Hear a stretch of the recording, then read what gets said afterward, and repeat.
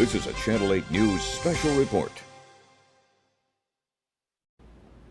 Breaking news, we're following a rather bizarre story in Lincoln today. Hi everyone, I'm Rod Fowler. A person was taken to a Lincoln funeral home this morning, but it was soon realized by a staff member there the person wasn't dead. The Lancaster County Sheriff's Office is investigating. They, along with Lincoln Fire and Rescue, they're holding a news conference right now. Let's go to that for the very latest.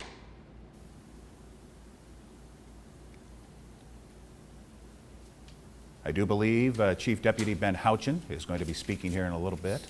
There he is. Also a spokesperson with LFR, and I think I heard from NSP, Nebraska State Patrol, as well. So here we go. Good afternoon. At 11:45 a.m., LPD and LFR were dispatched to a funeral home here in Lincoln on a medical emergency. And I will let LFR speak on that, and then I will come back and let you know on our investigation what has transpired. I will say that, go ahead.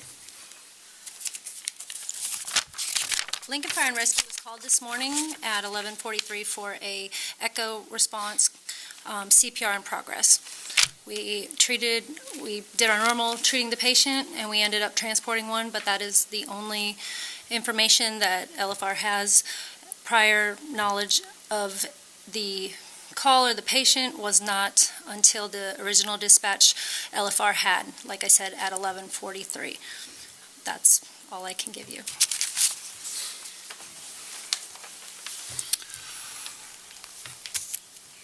What we have learned is the funeral home had transported who they believed was a deceased individual from the Mulberry Nursing Home in Waverly. As the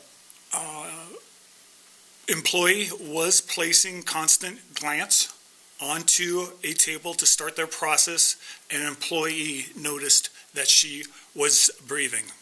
They instantly called 911, and LFR and LPD responded, and she was taken to a local hospital and is still alive.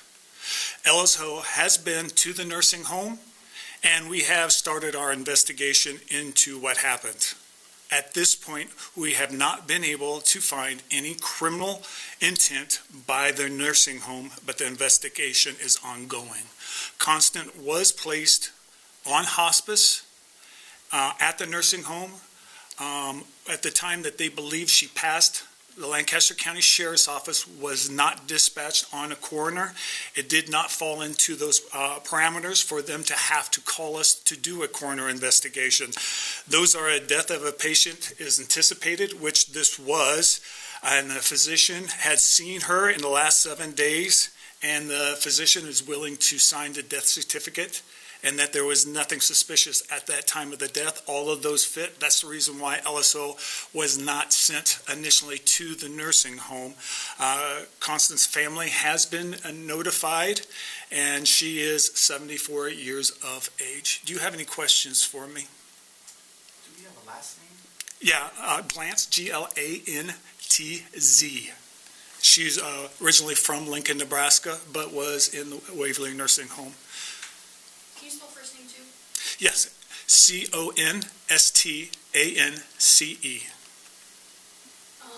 How long had she been pronounced dead before arriving at the funeral home? She was pronounced, from what our investigation has shown, at 9:44 a.m. and the call came in at 11:44 a.m. at the funeral home.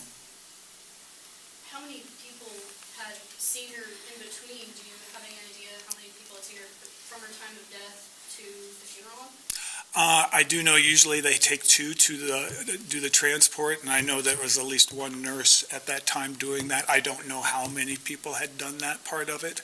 Like I said, we're still ongoing with the investigation and trying to determine what transpired in it.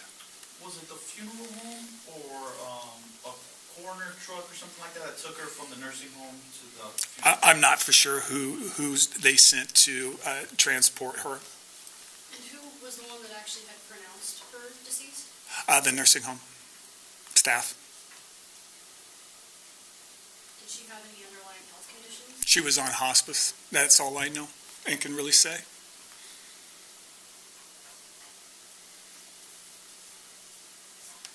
This is a very unusual case. I've been doing this 31 years, and nothing like this has ever gotten to this point before. There's been people that we've gone to and found before, but it was way before something like this has happened. I mean, are there any precautions that can be taken to prevent anything like this from happening again? I'm sure the nursing homes and everybody's going to be taking a look into what has happened, and I'm sure they'll look at, see if new protocols need to be made or if they were all followed. I can't, other than that, I don't know. I know you mentioned that there was no criminal intent, but is there any laws broken with something like this happening, mispronouncing somebody there?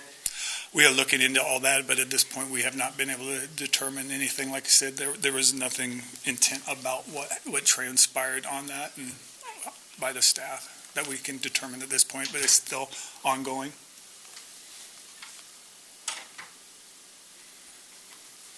All right, thank you. Thank you.